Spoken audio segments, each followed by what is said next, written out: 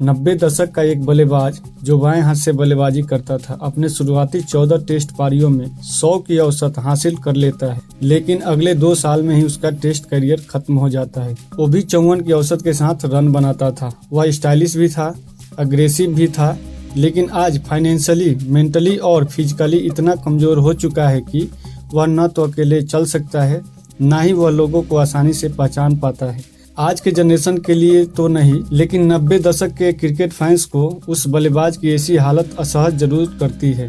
कैसे हुआ उसका ये हाल और कैसे किया गया उसको साइडलाइन, जानेंगे आज की इस वीडियो में। नमस्कार दोस्तों, मैं संतोष कुमार। आज बात करेंगे स्टाइलिश और स्पिन के सबसे अच्छे बैट्समैन विनोद कांबली के बारे में। दोस्तों, हाल ही में कोच रमाकांत अचेकर के सम्मान में आयोजित एक कार्यक्रम में विनोद कांबली और सचिन के बीच का एक वीडियो वायरल हो रहा है, जिसमें विनोद कांबली शुरू में ही सचिन को पहचान नहीं पाते हैं, लेकिन जब पहचानते हैं तो अपना प्यार जताते हैं। उसके बाद जब वो बोलने लगते हैं तो उनकी आवाज़ में वो निराशा, वो उत्साह की कमी साफ दिखाई देता है।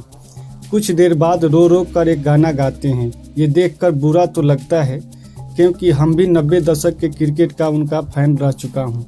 कभी स्पिन खेलने के मामले में सचिन से भी बेहतरीन बल्लेबाजी आंके जाने वाला खिलाड़ी आज जिस हालत में पहुंच गया है, उसका जिम्मेदार अकेला वही नहीं है।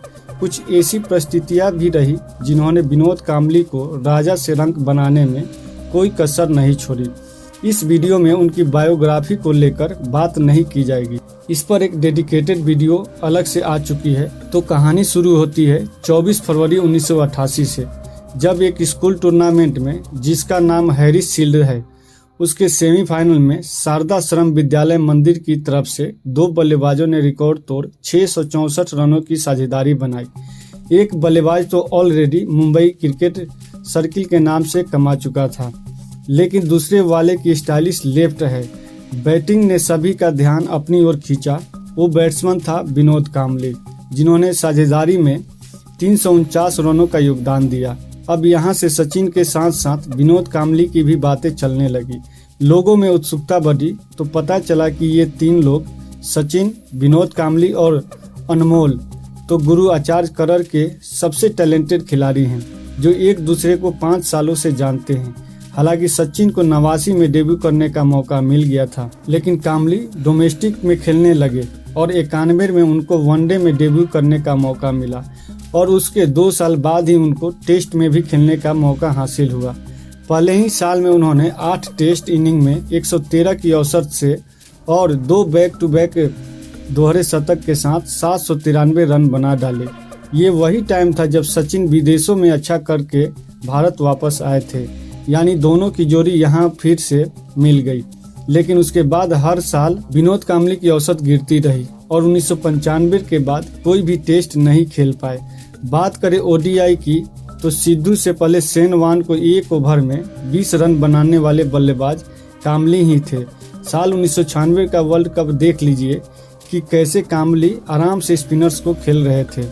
1 डाउन, 2 डाउन और 3rd डाउन आकर उन्होंने एशियन पिचों पर तहलका मचा दिया था। उनकी तुलना ब्रायन लारा से की जाने लगी थी, क्योंकि उनके स्पिन खेलने का अंदाज वैसा ही था। वहीं left handed style, high back lift और पंच करता हुआ शॉट। लेकिन 1996 के सेमीफाइनल के बाद से उनका मनोबल ऐसा टूटा कि अगले 4 साल केवल 88 मैच ही खेल पाए और साल 2000 में, यानी केवल 28 साल की उम्र में, उन्होंने अपना आखिरी ओडीआई खेला।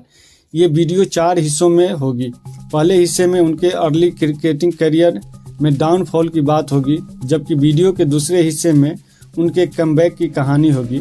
वीडियो का तीसरा हिस्सा क्रिकेट के बाद उनके करियर में आए नए मोड़ की बात करेंगे। वीडियो के चौथे हिस्से में उनके परमानेंट डाउनफॉल की बात की जाएगी, जिसे आज आप देखते हैं।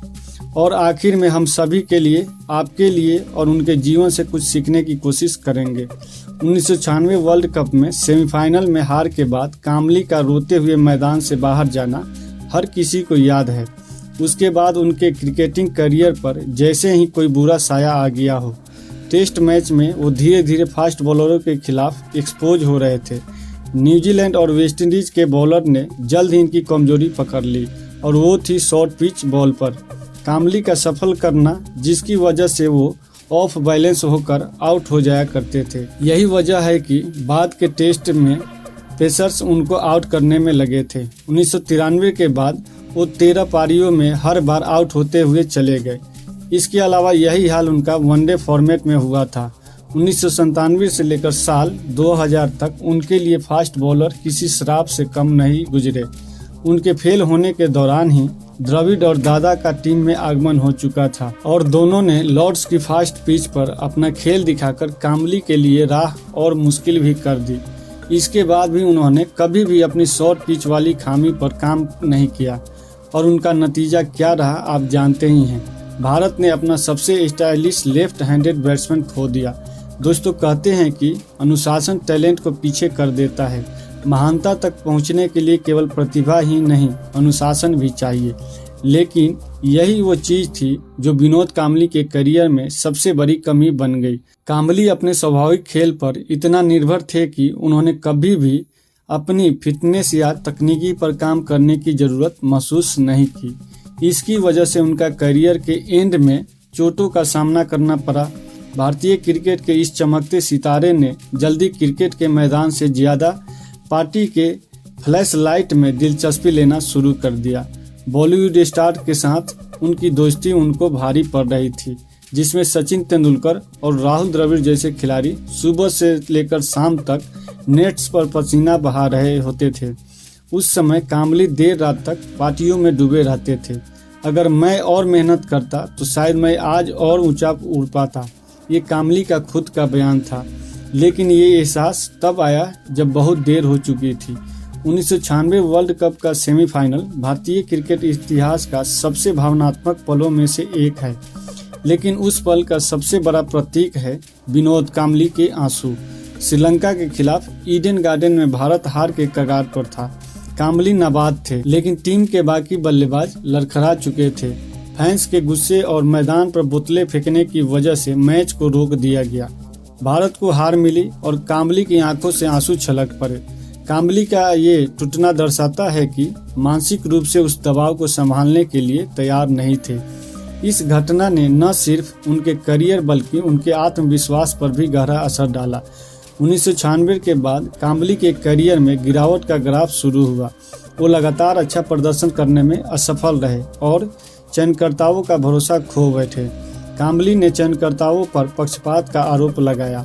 उनका कहना ये था कि मुझे जानबूझकर टीम से बाहर किया गया है। इस सिक्योरिटी ने काम्बली को और अधिक अस्थिर कर दिया। वापसी की कोशिश करते रहे, लेकिन सफलता उनसे कोसों दूर थी। टीम से बाहर होने के बाद विनोद काम्बली ने डोमेस्टिक क्रिकेट की तरफ रुख किया। साल 1997-98 के रणजी ट्रॉफी में काम्बली हाईएस्ट स्कोरर रहे। उन्होंने 8 मैचों में 125 की औसत से कुल 880 रन बनाए, जिसमें 232 उनका हाईएस्ट स्कोर भी था।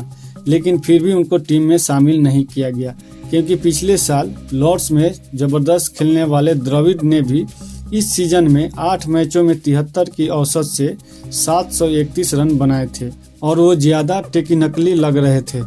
इसके अलावा साल 1999 की काम्बली टॉप 3 स्कोरर में रहे, जहां उनके बल्ले से 61 की शानदार औसत के साथ 10 मैचों में 866 रन आए। लेकिन तब तक नंबर 3 पर द्रविड़ और गांगुली अच्छा कर रहे थे और बाकी बची 6th पोजीशन उनके लिए लक्ष्मण अपना दावा ठोक रहे थे। पिछले 3 सीजन यानी कि 1997, 98 और 99 से वो लगातार अच्छा कर रहे थे। इसी दौरान एक चीज और भी देखी गई कि काम्बली शॉर्ट पिच पर अभी भी लड़खड़ा रहे थे, जबकि यही दिक्कत लक्ष्मण को भी थी। लेकिन सीजन दर सीजन लक्ष्मण ने खुद को इम्प्रूव कर दिया था। हालांकि काम्बली के वनडे में 9 के चांसेस बन रहे थे और अगले रणजी सीजन में उन्होंने 70 की औसत से अच्छा खेल दिखाया, लेकिन इंजरी ने और फिर खराब प्रदर्शन ने उनको बाहर कर दिया। काम्बली ने 1991 से 2000 तक टीम में कुल 9 बार कमबैक किया, लेकिन हर बार असफलता उनके हाथ लगी। अब आपको कुछ खास कमबैक बताता हूं। उनका तीसरा कमबैक सिंगर कप में 1996 में हुआ था, जिसके बाद वो सिंगर कप खेलने टोरंटो गए, जहां शुरुआती 4 मैचों में फ्लॉप रहे और उनको सौरव गांगुली ने न केवल रिप्लेस किया बल्कि बड़ी पारियां खेलकर उनकी वापसी और मुश्किल कर दी। उनका चौथा कमबैक इंडिपेंडेंस कप में हुआ, जहां चेन्नई में उन्होंने 80 बॉल में 65 रन की शानदार पारी खेली। ये वही मैच था जिसमें सईद अनवर ने 194 रन बनाए थे।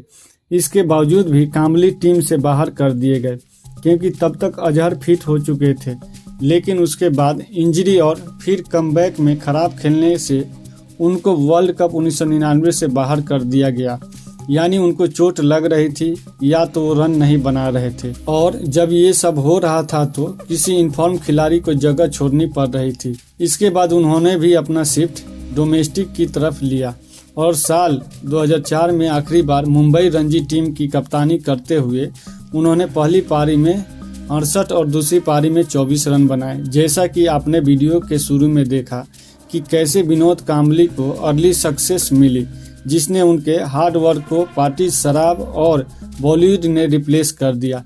जब इंटरनेशनल क्रिकेट से उनका नाता छूटा तो उन्होंने इंटरटेनमेंट इंडस्ट्री की तरफ रुख किया। हालांकि वो डोमेस्टिक 2004 तक खेलते रहे, जबकि उन्होंने 2009 में रिटायरमेंट की घोषणा की थी। खैर, विनोद कांबली ने मूवी अनर्थ के साथ बॉलीवुड में डेब्यू किया, जिसमें उन्होंने बाया का रोल प्ले किया था, लेकिन ये फिल्म पूरी तरह से डिजास्टर साबित हुई। इसके अलावा उन्होंने 2009 में एक और फिल्म की पल पल दिल के साथ, लेकिन ये फिल्म भी फ्लॉप रही। इसके अलावा साउथ की मूवी बेटा नागरे में भी ये नजर आ चुके हैं।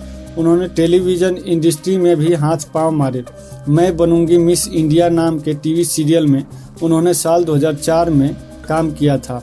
इसके अलावा 2009 में टीवी के पॉपुलर शो कॉमेडी सर्कस में भी उन्होंने राजवीर कौर के साथ जोड़ी में पार्टिसिपेट किया, लेकिन वो आखिरी पायदान पर रहे। दर्शकों को उनकी कॉमेडी टाइमिंग में मजा नहीं आया। कामली हर चीज ट्राई कर रहे थे। उन्होंने बिग बॉस में भी भाग लिया, लेकिन उनको असफलता हाथ लगी। इसके अलावा उन्होंने ब्रॉडकास्टिंग में भी हाथ आजमाए। साल 2019 में वर्ल्ड कप के दौरान वो एक मराठी न्यूज चैनल से जुड़े। इसके अलावा 2011 में एक टीवी चैनल से उन्होंने ये कह दिया कि वर्ल्ड कप शायद फिक्स था, लेकिन इस बात को सिवाय कामली के कोई और मानने को तैयार नहीं था, और इसी वजह से वो बाकी खिलाड़ियों से और भी दूर चले गए। क्योंकि ये 96 का मैच मैं लाइफ में कभी नहीं भूल सकता हूँ, क्योंकि ये मैच के बाद मेरा करियर खत्म किया गया। कभी करोड़ों में खेलने वाला ये खिलाड़ी जिंदगी के एक ऐसे दौर से गुजर रहा है, उसके पास 2 वक्त की रोटी का इंतजाम भी मुश्किल हो गया। 2023 में कामली ने खुलेआम बीसीसीआई से आर्थिक मदद की अपील की, या उनकी टूटती हुई स्थिति का जीता जागता सबूत था। उन्होंने कहा था, मैंने देश के लिए खेला, लेकिन मैं अपनी जिंदगी चलाने के लिए संघर्ष कर रहा हूँ। एक समय जो खिलाड़ी हर स्टेडियम में तालियों की आवाज सुनता था, वो अपने ही सपने के मलबे में। कामली का निजी जीवन हमेशा सुर्खियों में रहा। उनकी पहली शादी सफल नहीं रही। उनकी दूसरी पत्नी इंद्रिया ने उन्हें सहारा दिया, लेकिन उनकी जिंदगी में विवादों का साया बना रहा। मीडिया में उनके शराब की लत और व्यवहार संबंधी समस्याओं पर भी खूब चर्चा हुई। कामली के संघर्ष से सिर्फ पैसे करियर तक सीमित नहीं थे, वो सामाजिक तौर पर भी खुद को अलग थलग महसूस करने लगे। उनकी और सिंगर अंकिता तिवारी के माँ बाप के बीच हुई हाथापाई भी सुर्खियां का कारण बनी। इस तनाव से 2013 में आई हार्ट अटैक से वो काफी प्रभावित हुए। इसके बाद शराब की लत ने उनको निराशा के गर्त में डुबो कर रख दिया। 2020 में उन्होंने अपनी आर्थिक स्थिति का हवाला देते हुए काम मांगा था और बताया था कि उन्होंने बीसीसीआई से पेंशन जरूर मिलती है, लेकिन जिस हालत में वो हैं, शायद इसलिए उनकी मदद के लिए 83 वर्ल्ड कप के कपिल देव का कहना है कि कामली को खुद से रिहैब में जाना चाहिए ताकि उनका एल्कोहलिज्म खत्म हो सके। लेकिन उनके दोस्त जतिन पराजंप के अनुसार पिछले 1 सालों से उन्होंने शराब छोड़ी हुई है। पिछले साल उनकी एक वीडियो वायरल हुई थी जिसमें वो चल नहीं पा रहे थे। एक क्रिकेटर एनालिस्ट होने के नाते नहीं, लेकिन एक फैन होने के नाते बहुत बुरा लगा। कभी क्रिकेटिंग मैगजीन के कवर पेज पर द नेक्स्ट बिग थिंग का खिताब हासिल करने वाला खिलाड़ी आज खुद से खड़ा भी नहीं हो पा रहा है। इस बार उन्होंने कहा, मैंने हमेशा अपने दोस्तों और परिवार का साथ देने की कोशिश की, लेकिन जब मुझे उनकी जरूरत पड़ी तो कोई नहीं था। यहाँ पर उन्होंने सचिन की तरफ इशारा की। फिलहाल सोशल मीडिया पर उनके लिए फंडिंग अभियान शुरू हो चुका है। विनोद कांबली का सफर एक ऐसी किताब है जिसके हर पन्ने में सीख छिपी हुई है। उनके करियर की ऊंचाइयों ने हमें प्रेरणा दी तो उनकी गिरावट ने हमें झकझोर कर ये सोचने पर मजबूर कर दिया कि टैलेंट अकेला कभी भी सफलता की गारंटी नहीं होता।